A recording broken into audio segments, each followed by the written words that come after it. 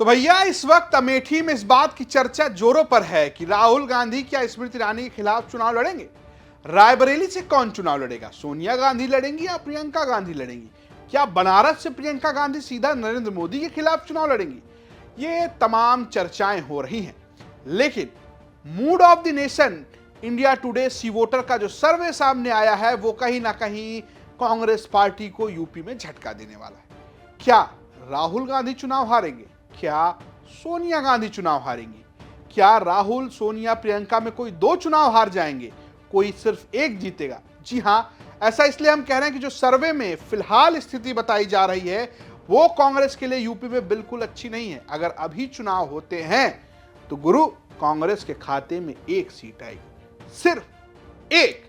यानी कि जो 2019 का मामला था वही मामला अभी भी रहेगा, सिर्फ एक सीट आएगी। और 2019 में खाते में गई थी रायबरेली की सीट, जब रायबरेली से सोनिया गांधी ने कांग्रेस की इज्जत बचा ली थी और अमेठी से राहुल गांधी स्मृति ईरानी के सामने ढेर हो गए थे। और बहुत एक तरीके से माना गया कि इसके बाद से यूपी में कांग्रेस बिल्कुल साफ हो गई। हालांकि अब यह दावा है कि कांग्रेस से इस बार अमेठी से राहुल गांधी चुनाव लड़ सकते हैं। नए नवेले प्रदेश अध्यक्ष अजय राय अमेठी गए और अमेठी में उन्होंने अपनी गाड़ी का ऊपर वाला शीशा खोला। आप समझते हैं ऊपर वाला शीशा जिसको ऊपर निकाल के आप बाहर आते हैं, वहां वो आए और एकदम गरज कर बोले कि यहां इस बार जनता चाहती है कि राहुल गांधी लड़े।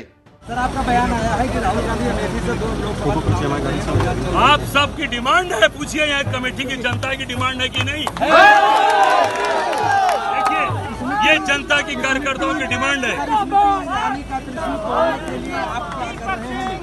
अरे राहुल गांधी का यहाँ जलवा है। राहुल गांधी घर घर काम किए हैं। 13 रुपया किलो चीनी वाली झूठ नहीं बोला राहुल गांधी ने। राहुल गांधी ने गलत बात करके वोट नहीं लिया। अमेठी के लोगों से कभी झूठ नहीं बोला। हमेशा ईमानदारी और दमदारी की राजनीति की। झूठ की तिलस्म बहुत ही नहीं चलता। अब वो सारा का सारा तिलस्म टूट चुका है। अब उनको झूठ से का सारा और बड़ा झूठ कुछ बोले, पर अमेठी की जनता सच के लोगों के साथ और दमदार, ईमानदार और गांधी परिवार से परिवार का रिश्ता। तो भैया गरज तड़क तो जारी है, लेकिन अगर अभी चुनाव हुए तो कांग्रेस की हालत पतली है। लेकिन एक अच्छी बात है, विधानसभा चुनाव के मुताबिक कांग्रेस की स्थिति उत्तर प्रदेश में सुधर गई। जी हां, पहले जिस कांग्रेस को उत्तर प्रदेश में सिर्फ 2% वोट मिले थे, मूड ऑफ द नेशन की मानिए तो अब अगर चुनाव होते हैं तो कांग्रेस को 8% वोट मिलेंगे। यानी कि लगभग 6% की बढ़त जो है मोटा माटी कांग्रेस को मिलती हुई नजर आ रही है। लेकिन अगर हम ओवरऑल पिक्चर पर जाएंगे तो एनडीए का सूफड़ा यूपी में साफ है।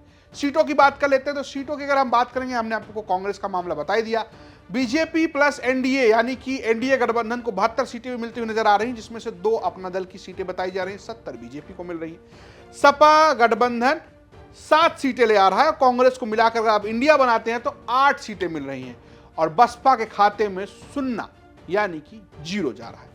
वोट शेयर की बात करेंगे तो भी यहां पर झटका जो है वो समाजवादी पार्टी गठबंधन को लगता हुआ नजर आ रहा है। अगर आप विधानसभा से तुलना करेंगे बीजेपी को यानी कि एनडीए को, जिसमें तमाम सहयोगी दल शामिल हैं, अपना दल, निषाद पार्टी, ओम प्रकाश राजभर की सुभाषपा, उसको 49.4% वोट मिलता हुआ नजर आ रहा है।